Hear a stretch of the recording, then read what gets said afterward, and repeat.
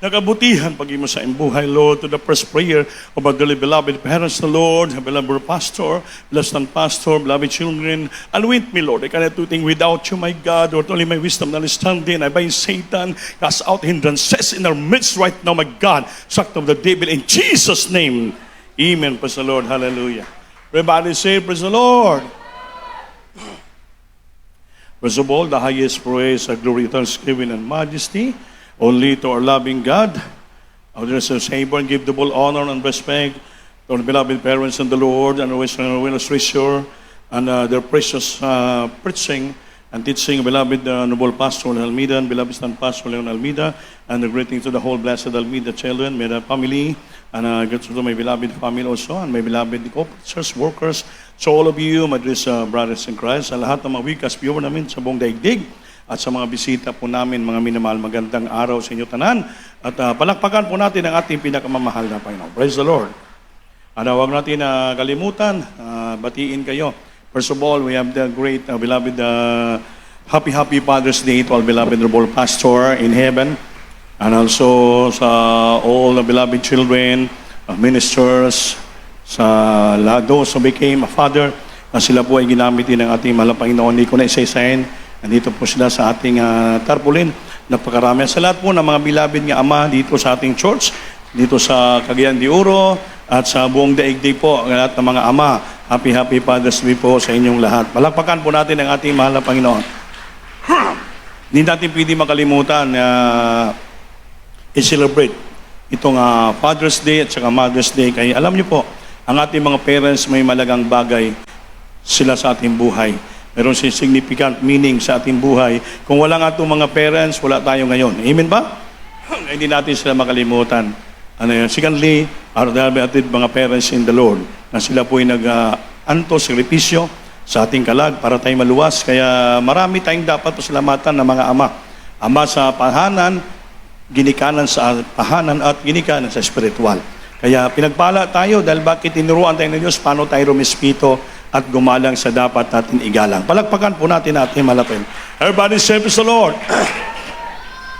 Mga minamahal, ating pag-aralan sa araw to ay yung itong na Peter's denial. Peter's denial. Ang paglimod ni Pedro. Amen ba? Peter's denial. Kaya hindi pag-ibasa in Matthew chapter 26, verses 69 up to 75. Makinig po kayo. Pasensya na kayo sa itong mga chapel dyan ay tumutulo na. Sige lang. Kaya palain naman tayo ng Panginoon dahil yung ating lupa ay nababayaran na po natin. So dahil sa inyong mga pagbibigay, so halos yung 600 square meters nabayaran natin kahapon, almost 1.2 kapin. At yung 1.375, mamaya pa kami mag-usap ng may-ari. Mabayaran na po natin yan sa kahabagan natin, mahal na Panginoon. So, ang atin na lang tulong-tulungan, yung pagpapiling, pagtambak, at mga materyales sa dandahan. But before na matrabaho dyan, dandahan na po habang nandito pa tayo. So, dandahanin natin repair yung mga tulo dyan. Kaya mamalan, siyempre, hindi man basta-basta magtayo ang chapel. It takes time nyo, it takes a year, mahigit pa. Kaya nag-aagad man ito sa financial. So, habang nandito tayo, dandahan natin repair muna yung sa likod para habang nagtatayo tayo ng bagong chapel, manatili tayo dito sa ating sambahan. Amen ba? Kaya huwag kayong magsawa sa pagbibigay. Kayong lahat ko, sabi nga Sir Pere, ang lahat na binigay nyo, nakikita mo yun po yan. Magagamit natin sa gawain ng ating mahal na Panginoon. Hindi pag-ibasa. Praise the Lord. Sa aklat ng Mateo, Kabanata 26, ang talata ay 69 hanggang 75. Nakaupo nga si Pedro sa labas ng looban at lumapit sa kanya ang isang alilang babae na nagsasabi, "Ikaw man ay kasama ng taga-Galileang si Jesus." 70. Dadapat siya ay kumaila sa harap nilang lahat na sinasabi, "Hindi ko nalalaman ang sinasabi mo." 71. At paglabas niya sa portiko ay nakita siya ng ibang alila at sinabi sa nangaroon, "Ang taong ito ay kasama rin ni Jesus na taga Nazaret." 72. At muling kumailang may sumpa, "Hindi ko nakikilala ang tao." 73. At pagkaraan ng sandali ay nagsilapit ang nakatayo roon at kanilang sinabi kay Pedro, sa katotohanan, ikaw man ay isa rin sa kanila, sapagkat ipinakikilala ka ng iyong pananalita. 74. Nang magagayoy, nagpasimula siyang manungayaw at manumpa. Hindi ko nakikilala ang tao, at pagdakay tumilaok ang manok. 75. At naalala ni Pedro ang salitang sinabi ni Jesus, bago tumilaok ang manok, ay ikakaila mo ako makaitlo. At siya ay lumabas at nananangis na mainam. Amen. Praise the Lord. Palakpakan po natin ang Diyos, mga minamahal. Everybody say, praise the Lord. Mga minamahal, yung preaching about the Peter's denial, ito po dapat malaman natin nga ito po tema nga talagang tao ay nagkakaroon ng pagkakamali. Amen? Amen? It's open highlight theme for human fallibility. Ang ibig sabihin, ang tao talagang ay subject magkakaroon talaga ng pagkakamali. You fall nga magkaroon ng pagkakamali. Sabi dito, the struggle of fear, si Pedro, kaya nalimod niyang Panginoon dahil nag-struggle sa takot. Matakot siya nga baka hulihin din siya. And the reality of failure, ang tao ma-failure man talaga. And the boundless grace of God, walang hanggang pag-ibig ng Diyos. Ito po yung istorya ni Pedro pag-deny. Ito po yung nagre-remind sa atin sa bawat manampalataya. Na even the strongest among of us can succumb the weakness that God's forgiveness is always available for those events. Kahit sino pang malakas, sabi, sino mang kusgan, madala tayo minsan ng ating kahinaan. Ngunit, handaan natin ang pagpapatawad ng Diyos ay palagi available sa lahat na magsisisi. Amen ba? Amen? Kaya sa paglingkod natin sa Diyos, ito po'y nagpaalala, it's very important ang pagbabantay. Important of vigilance. Minsan Kristiyano tayo, kumpiyansa tayo, matagal na tayo, minsan, hindi natin mabantayan. Hindi tayo makabantay. Dahil tao lang tayo, madali tayong succumb of our weakness, mabibihag sa ating kahina. Dahil sa pagkamahina ang tao, mamakalimutan natin minsan ma-deny natin ang Panginoon sa buhay natin. Minsan para mahiya tayo sabihin, ako, I'm proud to be a Christian, I'm a member of the Jesus Book of Said. Minsan, kinakahiya po natin yan. Matakot tayo sabihin, baka malaman nating mga classmate, malaman ng ating kapitbahay, malaman nating mga friend, na Kristiyano ka. Natatakot ka, kaya baka isit aside kanila, dahil hindi ka na sumasama sa mga barkada, sa mga bisyo.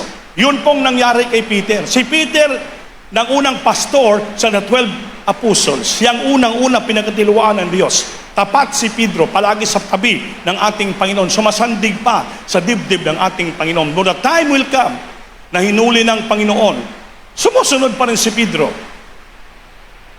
Now, before that nangyari, kaya ang Panginoon nakikita niyang bawat weakness, bawat kahinaan, kung saan ang Kristiyano mahina, alam ng Diyos. That's why si Pedro, nung before nangyari, hulihin ng Panginoon, kinausap niya na si Pedro. Time will come, Pedro, ang anak ng Diyos, hulihin, husgahan, at dalhin at papatayin. Sabi ni Pedro, hindi pwede mangyari sa iyo yan, Panginoon. Kaya rinibyok ng Panginoon si Pedro, Peter, si Pedro rinibyok ng Panginoon, get behind the Satan. Alis ka sa akin, Satanas. Bakit? Hindi mo naintindihan ang mga malalim, mga bagay sa spiritual dahil ikaw ay makalaman. Kaya yung spiritual na bagay, napakataas, napakalalim, hindi natin unsan maunawaan. Bigla kang gaganon. Kaya be aware, be vigilant. The important of vigilance, magbantay, mga minamahal kong kapatid. Sa sobrang nating overwhelming, sobrang nating kasiyang kagalakan sa mga pagpapala, lahat ng bagay, minsan, hindi natin malaman, masukob na tayo nating kahinaan.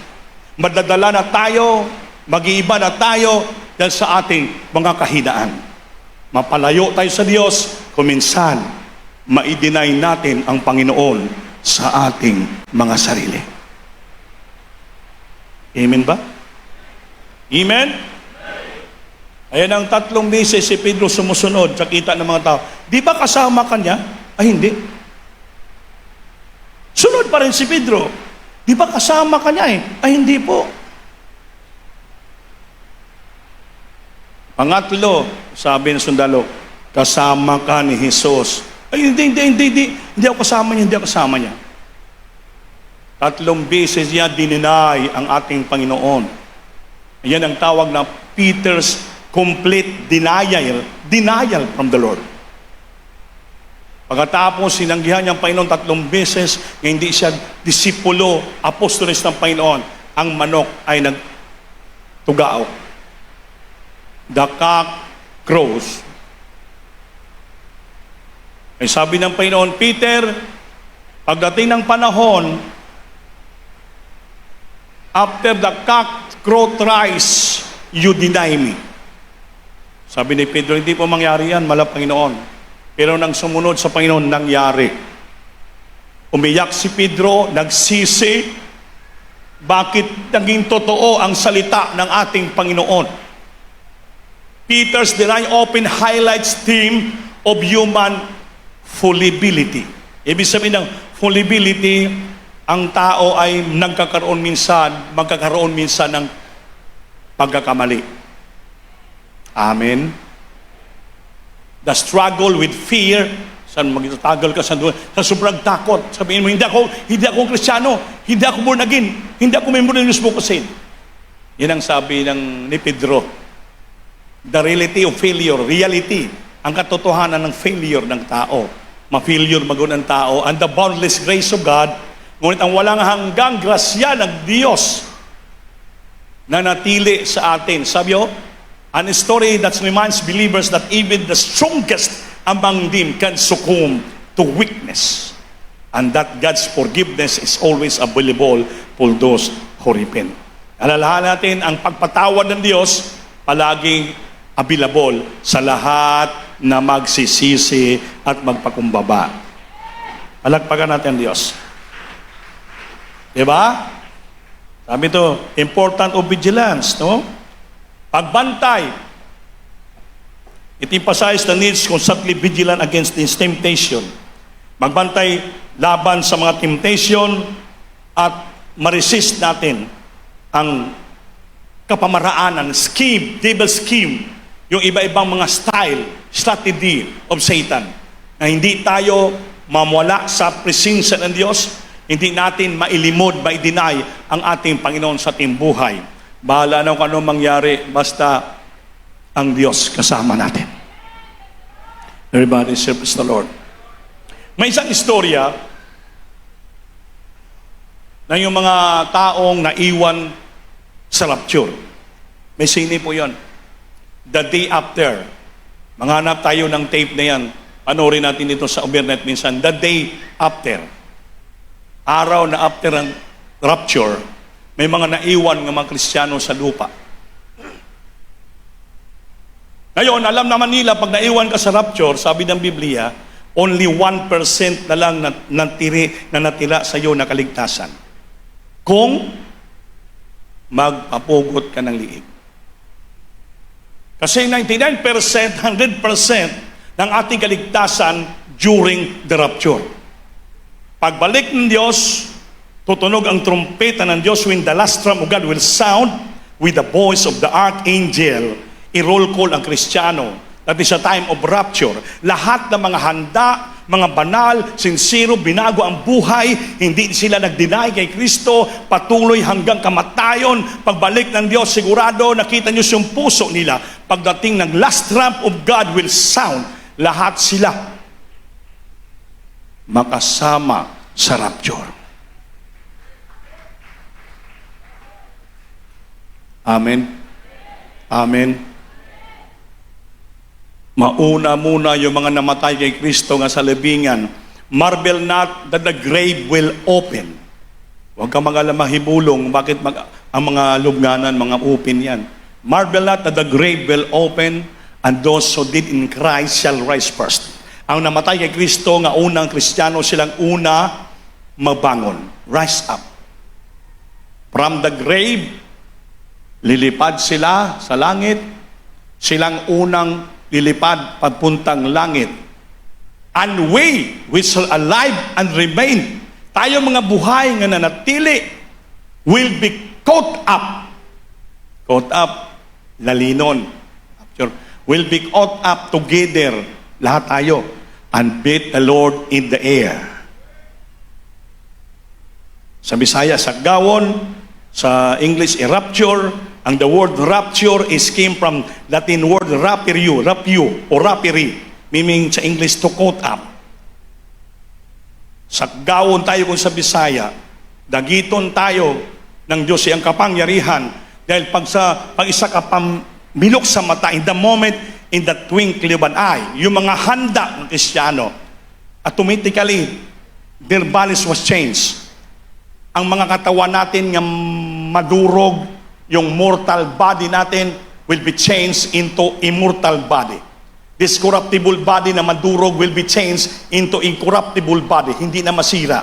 At tayo maging katulad ng anghel. Kaya pag rinig natin ng trumpeta ng Diyos, hallelujah, kaya dahil pareho tayo ng anghel, immortal na tayo, lilipad tayo palagit. Gaganon tayo. In the moment, in the twinkling of an eye. Ganon kabilis. Ganon kapaspas. Ganon lang, oh. Di ganon kapaspas yung pamilok. In the moment, in the twinkling of an eye, which shall be changed. At lahat tayo, i-rapture ng Diyos, lipad sa langit. Gaganon lang. At makapiling natin ang Panginoon sa kalangitan. Palakpakan natin ang Diyos. That is our final countdown of our lives sa lupa. Kaya maglingkod sa Diyos na sincero. Mga minamahal, magsincero sa Diyos. Yung kaligdang mystery of salvation, napakamatindi, di basta-basta. Imagine, isang kisap mata lang. Pag tunog trumpeta, narinig natin, kung ready ka na, gaganong ka kaagad. Maging immortal tayo, katulad ng ating Panginoon, mga anghel, lilipad ka sa langit. Kaya kung mortal ka, hindi man ka makalipad sa langit, kailangan mo pa yung parachute, kailangan mo pa yung plano, ano ba, jet ba? Mga minal, kaya lahat ang ating katawang lupang ito na madudurog, puno sa kasalanan, minsan puno sa pagtanggi, nga tayo Kristiyano, hindi tayo anak ng Diyos. It's a change ng Panginoon. Maging immortal na tayo katulad ng anghel. Kaya pag last trump of God will sound at kung kita makarinig, lahat tayo will be changed. Lilipad tayo in the moment, in the twinkling of an eye. Napakabilis! And we be with the Lord in heaven forever and forevermore. Ang tanong, sinong maiwan sa lupa? Siguro yung patulog-tulog, maiwan yan. Kaya hindi nakikinig. Hindi nakikinig sa preaching, patulog-tulog. Kaya yun ang mga tulog, maiwan yan. Ano man, yung mga tulog, wala silang nagbabantay. Hindi sila vigilant. Yung tulog. Kaya may mga gwardya, patulog-tulog sa post, pag-ikot ng supervisor, mahuli, sleeping on post, football, wala nang bigas. Kristiyano, patulog-tulog, hindi nakikinig, hindi nag-concentrate. Pagbalik ng Diyos, ganong kabilis. Paggising niya, saan na yung katabi ko? Saan na sila? Mag-ingat. Be vigilant in serving the Lord. Palakpakan natin ang ating mahal na Panginoon. Everybody serve the Lord. Kaya huwag natin abusuhin yung pag-ibig ng Diyos. Important of vigilance. The sermon can emphasize nagsasabi that the need to be constantly vigilant. Kailangan natin be constantly, palagi, vigilant against temptation and to resist the devil's scheme. Devil's scheme, mga kapamaraanan, pamaagi ni Satanas Hindi tayo mahulog sa tukso, hindi tayo mapalayo sa ating malapaynon. Lalo tayo kakapit, didikit sa ating malapaynon. Always claim unto the Lord. Huwag tayo mapalayo sa Diyos. Pantayan natin, resist the devil's scheme. Masuklan natin ang mga kapamaraanan, pamaagi ni Satanas sa buhay natin. Hindi ka makabantay, sometimes you deny the Lord in yourself. Katulad kay Peter denials. Palakpakan natin ang Diyos. But may pangako naman ang Diyos. God's unconditional love and forgiveness. Yung sabi dito. And the God of forgiveness is always available to those who repent. Ang pag-ibig ng Diyos, walang pasubali. Unconditional love ng ating Panginoon at pagkapapatawad ay patuloy binibigay sa iyang mga anak. Despite of Peter failure, si Pedro, sa kabila na si Pedro ay sipyat, napakyas, failure sa pagsunod sa Panginoon. Still, ang pagpatawad ng Diyos at ang pagbalik loob sa kanya sa presensya ng Diyos na natili po, winalik pa rin siya sa hanay ng mga apostoles. Dahil nagpapakita niyong nung boundless love, walang hanggan, walang pasubali. Grabe, boundless love, hindi basta-basta na pag-ibig, walang sukat na pag-ibig ng Diyos. Kaya tayo pabalik-balik sa kasalanan, pabalik-balik. Ang boundless love ng Diyos. Amen? Amen? Walang hanggang grasya at pag-ibig ng Diyos at awa na natili sa ating buhay. Palakpakan po natin, Diyos. As long you always ready to repent, ready ka palagi nga maghisisi. Repent meaning maghinulsol, magsisi ka palagi. Kaya si Pedro, kahit nag-failure siya, nagkamali siya, dinenay ang Panginoon still, dahil sa walang hanggang pag-ibig, pagpatawan yung tinanggap pa rin si Pedro, binalik pa rin siya kasama mga apostoles. Tingnan mo yung boundless love, mercy, forgiveness of God. Kahit tayo nagkamali, nagkasala, nanatili pa rin. May ibang Kristiyano, hindi lang maunawaan ito. Kaya sa Biblia, we are saved through grace. Naligtas kasi tayo sa grasya. The boundless grace of God. May mga Kristiyano, minsan nagkakamali, nagkasala. Kasi ang tao ay subject to failure, subject to sin minsan. Parang ginalibitahan nilang walang hanggang pagpapatawad ng Diyos. Nagkamali, sabi may patakaran church. Alam, iba hindi na sumasamba eh.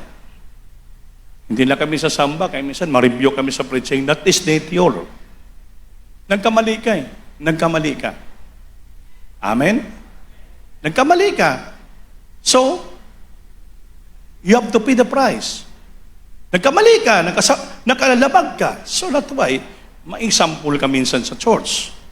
Hindi ka dapat tularan sa iyong pagkakamali. So kung nasuspindi ka, nag-disavow of your sin, nagkamali, patuloy lang. Simba lang. Hindi ka naman pinalabas sa church. Hindi ka naman ibiniwalan magsimba. Patuloy pa rin kasi because of the boundless grace and love and forgiveness. Pag magsisi ka naman, after you committed sin, kaya ang Diyos mapagpatawad, His boundless love and grace and forgiveness, maibalik, mai-restore naman ang spiritual life mo. Like Peter, nagkamali, nagkasala, but siya nagsisi sa kasalanan. Sabi ng Biblia, because of boundless love and forgiveness of God, na-restore, naibalik si Pedro sa hanay ng mga apostoles. Apostol pa rin siya. Nangaral pa rin siya. Nagkamali ka, kung remember ka, pagkatapos na bayaran mo ang kamali mo, hindi ka man umakyat dito. Hindi ka naman namin pakantahin. Bakit manglamig ka? Hindi ka na magsimba. Ikaw ang nag-deny sa pagkatawag sa ng Diyos. Ikaw ang nag-deny. Ikaw ang umatras. Ikaw ang nagbaliwala sa kaligtasan na binigay sa ng Diyos. Hindi naman kailan sopira dito. Hindi ka naman pinalabas dito. Hindi ka naman binawalan sa mamba. Patuloy ka pa rin. Pero you must to pay the price. Sa ibang pagkakamali, bayaran mo yon. Pero pagdating ng panahon, nagsisi ka na, ma-restore pa rin ang spiritual life mo. Yan dapat maintindihan ng mga tao. Kaya pinipress natin ito para malaman nyo nga ang pag-ibig ng Spirit unconditional. Walang pasubali kahit sino ka, sino tayo. Ang Diyos, mapagpatawad, mapagmahal, at mapagpatawad. Puno God's unconditional love and forgiveness. Huh? Sabi na? Despite Peter's failure, ma-failure man tayo. Pustuli siya, na-failure siya. He denied Christ. Jesus forgive him. Ang Panginoon nagpatawad sa kanya and restore him to his role as an apostle. Binalik siya ng Panginoon sa kanyang ginagawa bilang apostoles. Nagpapakita, demonstrating God's boundless love and mercy. Nagpapakita, nagpapahayag na walang hanggang pag-ibig ang Diyos, awa at pagpatawan. Amen ba? Kung sabihin ay nahiya na kami mo simba kasi minsan may example kami. Matamaan kami sa preaching, not is nature. Kasi ang Word of God, martilyo yan. The Word of God is like a hammer, nagdudurog ng matigas na puso. The Word of God is like a fire, apoy, susunugin niya yung ating mga puso na matigas. Amen. Amen. The Word of God is like a two-edged swords, double blade. Papasok yan sa kasukasuhan ng kabuto-butuhan mo. Lahat para ma-search ng Panginoon yung laman ng puso at kasukasuhan mo. Yan ang nature ng Word of God. Masakit. Pero pag tinanggap mo yan, because of your failure, tinanggap mo na failure ka sa pagsunod, nagkamali ka, ang Diyos na natiling walang hanggan, pag-ibig niya at pagpapatawan. Napalakpakan ba natin ang Diyos? Oh? Repentance and restoration. Basta, Peter's story is powerful illustration of true repentance and restoration that God offers to those who turn back to Him. Temo? Ang pagsisisi at ang restoration, ang pagpanumbalik sa ating mga trabaho, sa ating mga obligasyon, responsibilidad, ay naging isa powerful illustration ito. The true repentance and restoration that God offers to those. Inoffer ng Panginoon sa lahat who turn back to Him, na gusto bumalik sa Kanya paglilingkod at pagpapagamit. May nagpigil ba sa atin dito? Wala. At anong ginawa mo kasalanan dito? Walang magsirado ng gate sa iyo dito. Walang gwardiya dyan, hoy, huwag ka pumasok. Wala. Open palagi ang gate. Bakit? Bukas ang palad ng Diyos sa pagpapatawad at para mapanumbalik tayo paglingkod sa Diyos. Kuminsan tayong Kristiyano, because of our pride in our heart, because of failure, because of sin that we committed, minsan tatakpan pa natin ang ating sarili. Dapat maging open-minded ka, open heart ka. Dahil tao ka lang, katulad ni Pedro, na failure siya. Di basta-basta ang kasalanan ni Peter. Imagine, Panginoon yun. Kasama niya within 3 years. Hirap ginawa, hulihin ng Panginoon ng sundala para patayin. Sinundan niya pa. Sinabi niya pa, hindi ko kilala yan. Sino yan? Grabe kasakit yun. Hindi basta-basta kasalanan. Dinenay niya ang Panginoon 3 beses pa. Pero naalam na ng Diyos umpisa pa lang. Kaya sinabi na ng Panginoon kay Pedro, Peter, before the cock crow thrice, you deny me thrice. Hindi ba ka piniwala si Pedro? Pero ang Diyos, alam niyang bawat puso ng mga Kristiyano. Kaya sabi, walang strongest man. Walang malakas na Kristiyano. Lahat mabibihag, sukom to weakness. Madadala tayo minsan ng ating kahinaan. Pero yung the best thing you do, marunong kang humingi ng patawad. Marunong ka nagpakumbaba, humingi ng nagsisi ka, nagsuri ka, kaya gusto mo ma-restore spiritual realm, life mo sa paglingkod sa Diyos. Ang Diyos bukas palagi ang kanyang palad. Palakpakan natin ang Diyos. Lesson in self-knowledge. Lesson in self-knowledge. Mga lesson ito na magkaroon tayo ng sariling kaalaman. The disciples, certainty of their faithfulness. Katiyakan, certainty. Katiyakan sa ilang pagkamaging tapat. Si Pedro sumunod at iyang dininaya ang Panginoon. Serve as cautionary tale. Para bang caution nga istorya. Kaya mag-ingat tayo sa ating mga binabuhian nga istorya. Tale. Serve as a cautionary tale about the limits of self-knowledge and the need of humility. Ang ibig sabihin, mag-ingat tayo sa bawat lumalabas sa ating bibig. Cautionary tales about the limits of self-knowledge. Kung kulang hindi mo alam, huwag ka na lang magsalita. Hindi mo alam yung pangyayari, yung pinakamalalim na pangyayari, huwag ka na magdugtong. Huwag ka lang shut up. Close your mouth. Yan ang ibig sabihin. Serve as cautionary tale about the limits of self-knowledge and need of humility. Kailangan po natin ang pusong mababang puso at puno ng pagpakumbaba. Kung nagkamali man ka sa istorya mo, kailangan mo magpakumbaba. Hingi ng tawad. Amen ba? Hindi basta-basta yung istorya ni Pedro. 3 beses 3 times siya gidinay ang Diyos. Di ba kasama ka niya? Ay, hindi. Pangalawa, kasama ka niya eh. Hindi nga, hindi ko kilala yan. Imagine. Pangatlo, kasama ka. Sinasabi siya, hindi ako eh. Wala ko kilala, hindi ko kilala yung sinong Jesus na yan. Masakit yun sa Panginoon. Grabing kasalanan yan. Complete denial.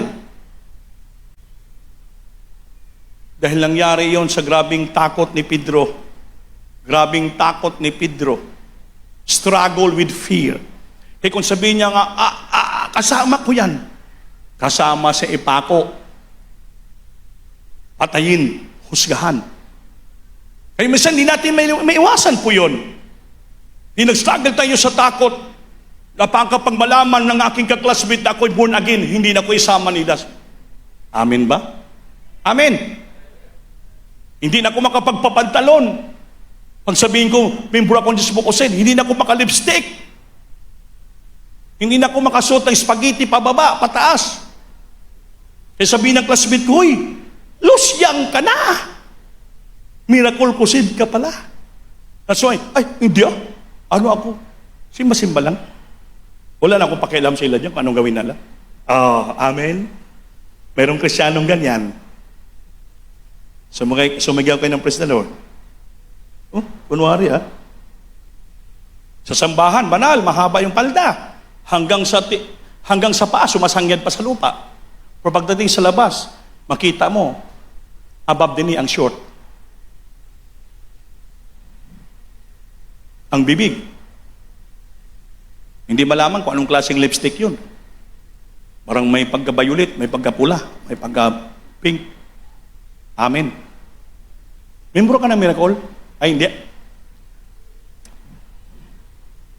Kasi yung kapitbahay namin, wala naman lipstick eh. Ikaw, bakit pula bibig? Ay, hindi ako miracle Amen. Yun ang denial. Denial yun. Kristyano ka. Dapat mamuhay ka ng totoong buhay Kristyano. Kaya anytime, babalik ang Diyos. Sa hindi mo alam, hindi mo nabantayan, babalik ang Diyos. Dahil sabi ng Biblia, on that day, know it no man or the angels. Ang pagbalik ng Diyos sa araw na yun, walang nakaalam. Even no man or the angel. Wala nakaalam. Sinong tao kit anghel? Wala nakaalam sa pagbalik ng Diyos. Wala nakaalam. Who knows? Wala. Kaya ang pagbalik ng Diyos is like a tip in the night. It's like a tip in the night. Ngayon, may magnanakaw ba na akyat sa bahay ng tao na magpaalam pa? Sir, magnanakaw ako, sir. Mamayang alauna, akyat ako. Alsahin ko yung TV mo. Mayroon bang magnanakaw ganon? Sabi na may amo, ganon ba? Sige, hintayin kita alauna. Sabog yung dibdib mo. Amen. Ganon yung pagbalik ng Diyos. Wala nakaalam. And that they know it, no man, even the angels, except the Father. Ang pagbalik ng Diyos. Kumpiyansa ka. Paganda-ganda ka sa libutan. Wala problema yung magpaganda. Kaya dapat man magpaganda tayo, magpapugi tayo. Pero not too much. Huwag kang lumabag sa kabanalan. Because holiness meaning separated from the social way of society. May off-limit tayo. Simple lang. Simplicity is beauty. Amen. Hindi mo magapalakpak. Kahit hindi ka na magpagwapa, kay gwapa ka na. Pero kung maot ka, bisong sorry mo pagpagwapa, hindi gin mo rito okay. Sorry. Amen? Amen. Pag maganda ka, hindi na kailangan sus Ginoo. Patakilirin, gwapa. Gwapa. Lalo pag harap, pugi. Amen? Pero kung babae naging pugi, delikado. Amen. Baka dublikara. Palakpakan natin ang Diyos may mamahal. Sinasabi lang natin ito dahil yung ating preaching is denial. In all aspect of life, anywhere you go, ayaw pag i-deny ang pagkakristyano mo. Buhay ang Diyos, nakatingin sa atin. Nakatingin ang Panginoon. Nakikita tayo ng Diyos. Sabi, even in the secret place, the Lord will see you. Sa sekretong lugar, you cannot hide from God. You cannot hide from God, even in the secret place. Nakikita ka ng Diyos. Lusot-lusutan ang mata ng Diyos. Kikita ka lahat sa ginagawa natin. How we do it. How we obey His will, His commandments. Nakikita ng Diyos. Huwag natin i-deny ang Diyos. Kay baka, sa kalit, bigla, tutunog ang trumpita, babalik ang Diyos. Baka madatnan ka na wala ka ng buhay na may kabanalan. I'm sorry to tell you, di tayo makarinig ng trumpita. Maiwan tayo. Sayang ating pinaghirapan. Sayang. Kaya mga minamahal, our lesson for today, kailangan malaman natin. Ito po'y contemporary challenges and encourage sa lahat ng kapatiran. Na every day of our life, we have to examine our lives. Examine our own lives. And seek God's forgiveness and restoration. Sa araw-araw nating buhay, anumang klaseng may experience natin sa buhay,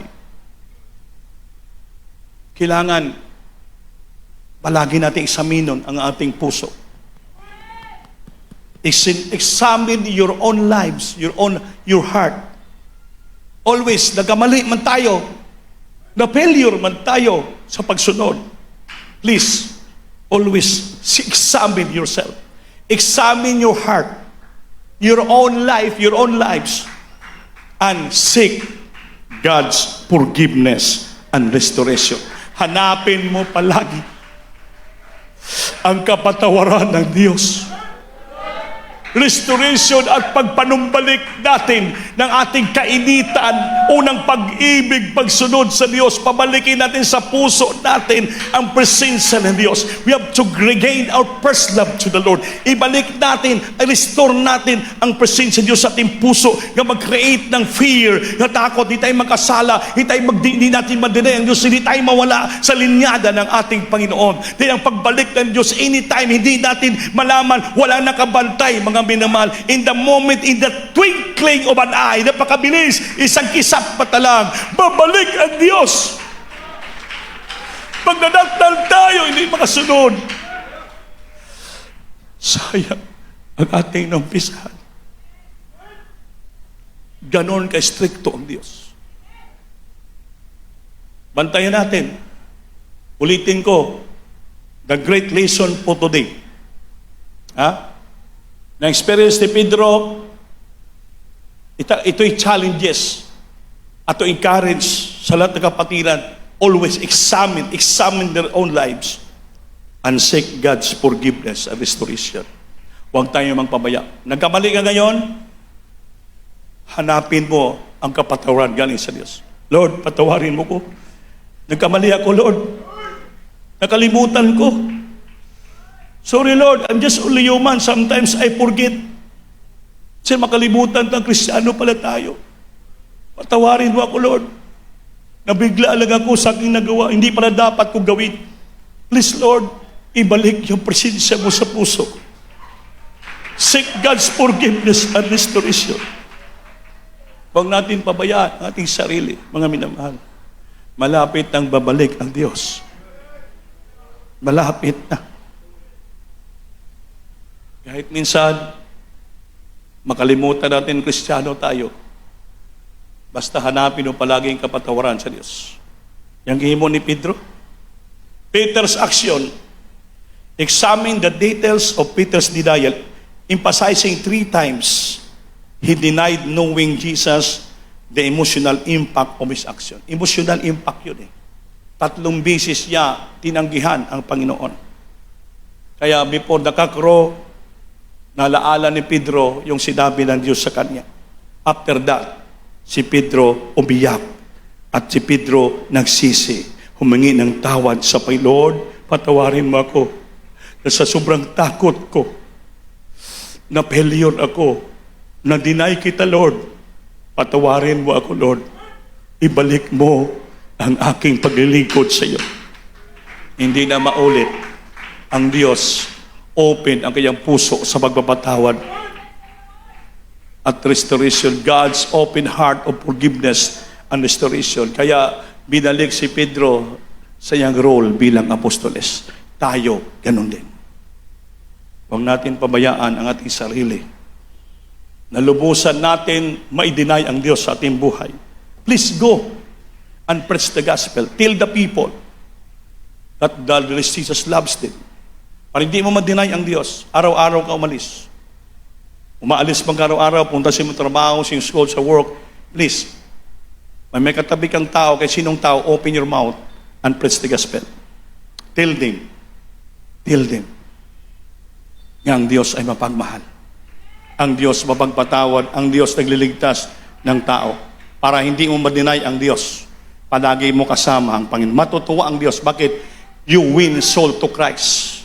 Sabi sa Biblia, ang nagdadala ng kalag sa tila ng Panginoon, wise na tao. He that wins soul to Christ is wise. Marunong na tao ang nagdadala, nagkakabig ng kalag sa paanan ng Diyos. He that wins souls is wise. Wise. At marami kang kahinaan, matatakpan yung kahinaan mo. Dahil sa iyong pag-ibig sa kaluluwa, it's charity. Charity yun, pag-ibig, bang magligtas ka ng kaluluwa. Dahil ang awa ka sa napretsingan mo sila para maligtas sila. Sabi niya, that is charity. Because of your charity that we do, it covered a multitude of sin. Matatakpan ang marami mong kasalanan, kahinaan. Dahil of that one soul na sinabihan mo na maglingkod sa Diyos. Gabi ang Panginoon. Gabi pag-ibig sa kaluluwa. Simpleng kautusan lang yan. Araw-araw ka pala nagsishare. Araw-araw ka nagdadalang kaluluwa sa paanan ng Panginoon. Matatakpan yung mga kahinaan mo. Mga pagkukulang mo, tatakpan na Diyos. It covered a multitude of sin. Because of charity of to the soul. Pag-ibig mo sa kaluluwa. Kaya importante ang pagdala ng kalag, pag-share araw-araw. Wala kang ginagawa siya balay. Bumaba ka, punta ka sa kapitbahay. Love your neighbors as thyself. Share to them the gospel of Christ. Yung puro cellphone ka lang, puro cellphone, puro cellphone, puro cellphone, puro cellphone, puro cellphone. Asawa mo na yung cellphone, pana mo na yung cellphone, kapatid mo na yung cellphone, hindi mo na wala. Grabe. Nag-apos na tayo sa cellphone. Ang cellphone maganda. Kailangan po natin yan sa ating transaksyon, sa ating mga negosyo, sa ating contact. Pero kung gamitin mo sa walang kabuluhan, magalit ang Diyos. You denying Christ because of that cellphone. Kaya manon, walang kabuluhan ang tinitingnan mo.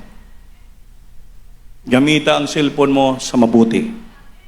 Huwag sa karnal, sanlibutan nga style. Madala ni Satanas sa ating mga tingin, ma-deny natin ang Panginoon. Imbes magwali ka, mag-preach ka, mag-share ka ng gospel, doon ka na lang sa cellphone. You deny Christ in your heart, pagpalagi ka lang nagkukonsentrate dyan. Dahil ang Panginoon, He is a jealous God. Jealous God ang Diyos. Mabuguhuan ng Diyos. Nagsisilo siya sa mga hindi gumagawa ng kanyang kalooban. Amen ba? Mapalakpakan ba natin ang Diyos? Everybody say, praise the Lord. So ulitin ko po, malaking aral sa atin ang nangyari kay Pedro upang araw-araw ang buhay natin, eksamino natin kung namumuhay pa ba tayo sa pagsunod sa kalooban ng Diyos o hindi. Kung hindi naman gani, nagkamali tayo, na failure tayo to do so, please, seek God's forgiveness and restoration. Awitan natin Diyos, mga naman. Hallelujah. Hallelujah. Hallelujah. Napakabait mo, Lord. Magkamali man kami. Kaya kaming tao lang. Siyempre magkaroon kami ng kamalian. Banal, kailangan ko makapagyarihan pagsama ko. Singgit. Puso'y umiibig, nabibighani sa'yo. Sa piling mo, ako ay lalako. Espiritu banal, kailangan ko mapagkapangyarihan pagsama ko. Puso'y umiibig, nabibighani sa'yo. Sa piling mo, ako ay lalako. Ako'y lumalapit. Kami lumalapit. Ang buhay ko ay sa iyo. Akayin mo Sa tamisay sa amin. puso'y manigasin. Di may kukumpara ang buhay na mas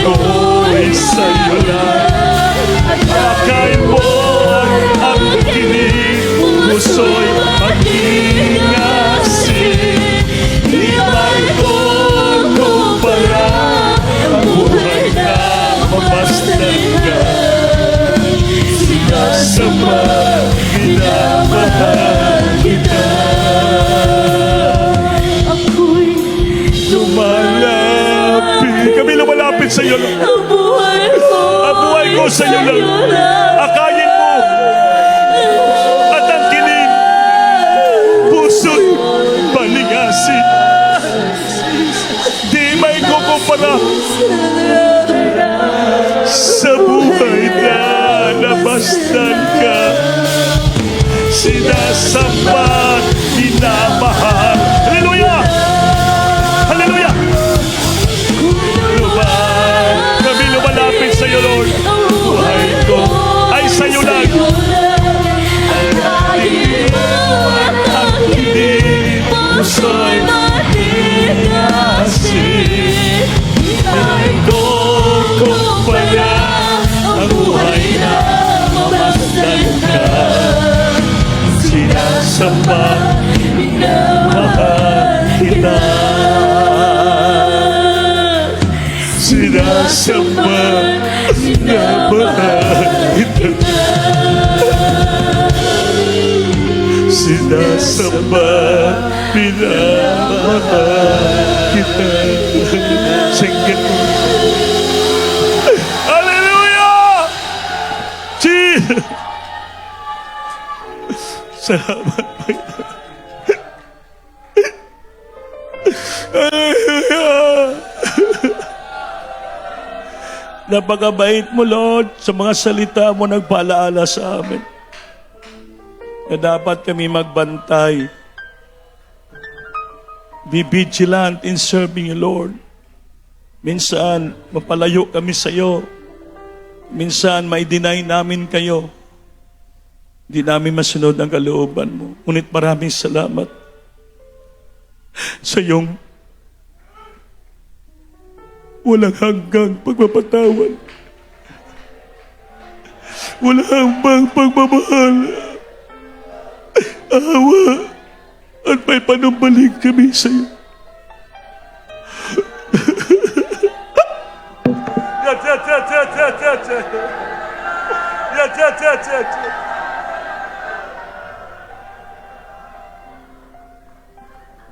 At kami minsan nagkakamali. We failed, Lord. Because just only human, magkakaroon kami ng pagkakamali. Maraming salamat. Saan mabibihag at madala kami sa aming kahinaan dahil mahina kami. Ngunit salamat sa imong pagpapatawad palagi. Palagi available ang iyong pagpapatawad sa amin, sa aming pagsisisi at paghinulsulot. Hindi sirado ang puso mo sa amin. Bukas palagi ang puso mo sa amin. Bukas ang langit para sa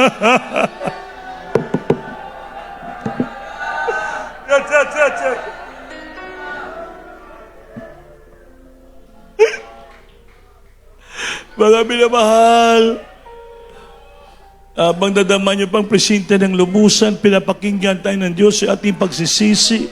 Patuloy niyo kausapin ang Panginoon upang mabless ka mo sa kanyang presensya. Mai-restore ang presensya sa ating puso. Mai-restore tayo sa ating mga ginagawa. Role natin sa paglingkod sa Panginoon. Kausapin niyo pa ang Panginoon. Talk to Jesus selfly and sincerely. Habang pinapatanggap ko ang ating mahal nga bisita, mga bisita, itaas yung kamay, bayaw kamutyo.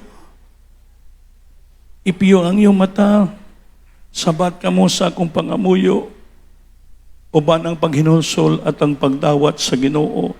Litukan nyo kani, sabihin nyo, Aman ko sa langit, sa ngalan ni Panginoon, Panginoon, maraming salamat sa dakilang pag-ibig mo sa amin. Lord, patawarin mo kami sa lahat naming nagawa ng pagkakamali, pagkakasala.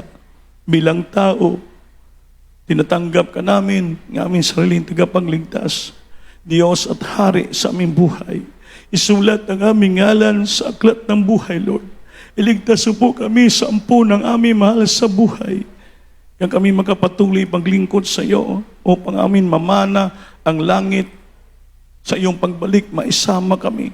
Mawala kami sa kahirapan sa lupa, kami magmana ng kalipay sa langit. Sa pangalan ni Jesus ang ginawat. Amen, Lord. Salamat sa mga katawan dito. Sa harapan mo, Lord, patawarin mo sila. Kaawaan mo sila, Lord, patawarin mo. Isot nga sa langit. Muling umpisa sa paglilasyon, sa paglingkod, magpatuloy sila. Bless them so much, Lord, financially, spiritually, also the loved ones, my God, and right in the book of life, Lord, to repress prayer, beloved parents in the Lord, beloved Pastor, Mama dear, sa pangalan ni Jesus, singgit, hallelujah. Hallelujah. May apat na reglamento kaluwasan, apat. Una, pagtuo, ginawa niyo na ni pagtuo. Panginoon, hinulsol lamang ka mo. Pangduwa, last, bautismo sa tubig. Sa ngalan ni Jesus. Aron mapasaylo niyong sala. Mahugasan. Ilubong sa tubig sala niyo. Pagbangon niyo, hawas tubig, bago na kong binuhat. Ang langit, maabli ka ninyo, at ang Holy Spirit, mukunsan sa inyo. Ang pang-upat, madawat ninyong gasa sa balang espiritu. Ang Diyos mo puyo, sa kasing silyo nyo na patik, na pagdating sa langit, dawatong ganito. Amin. Ganun lang kasimple, apat rin kalutasan, pabautismo ka mo, at magpadayong ka mo, arong palanginan ka mo sa Diyos. Galbis nyo po, mga bisita, mahal na mga bisita, galbis po, pwede magalig sa upuan na mamaya, pwede pabautismo kayo, uman sa bagpaampo diri, dool ka mo, para ilihas namin kayo lahat. Manalangin tayo lahat, mga minamahal, sabihin natin sa Diyos, kung saan tayo nagkamali, Lord, we need thy forgiveness. We need restoration in my life, in serving you. Patawarin mo kami, tulungan mo kami. Hallelujah! Opo, ilang Diyos sa malas Jesus. So, nadalangin namin dearest beloved parents in the Lord, our beloved noble pastor, sa Alameda, and beloved son pastor, Lina sa Almeida, and all beloved children, and dito kami nagsusumamo sa iyo sa harapan. Sa ganang amin, wala kami magawa pag wala ka. Ikaw lang lahat sa aming buhay. Ibaba ang kapangyarihan mo sa lahat ng magkapatiran. Kung sila may nagkulang ng asala, patawarin mo sila. I-grant mo ang ilang mga kahilingan sa iyo. Pakinggan mo ang ilang kahilingan sa iyo. With regards to our personal life, sicknesses, problems, with regards to their job, their work, their business, Lord. Hear them, grant them, Lord, the blessing to them, my God, financially, physically, with all the provision, bless them so much, right, my God, in Jesus' name, sing it, hallelujah. Hallelujah, Jesus. Ipatong kamay sa ulo, isa nakataas, at tayo maglihans with all power and authority. Upo malapay bang kapangyarihan mo sa magilitan sa mga sandaling ito. So, akin ang beloved bala pastor, beloved parents in the Lord, bless the children right now, my God. In Jesus' name, I pray na pop darkness, demons, infirmity, sickness, and kasal from the right now. In the might of Jesus, be healed. All kind of sickness, problem, be healed. Problem be solved, vices begin, poverty begin, weakness begin. Bless them so much right now, my God. In Jesus' name, Jesus, be healed right now. Jesus' name. Hallelujah. Palakpakan natin, Diyos mga lahat tayo tumayo, mga minamahal. Bayo kamot, lukso kita tulog kabises, kusog na pagsinggit. Hallelujah, Pastor! Hallelujah, Pastor! Amen. Mahal maning kamot, ayaw mag-absent, Merkules, Biyernes, Linggo, aron tayo po'y lubusan pagpalain ng ating mahal na Panginoon. Mga minamahal,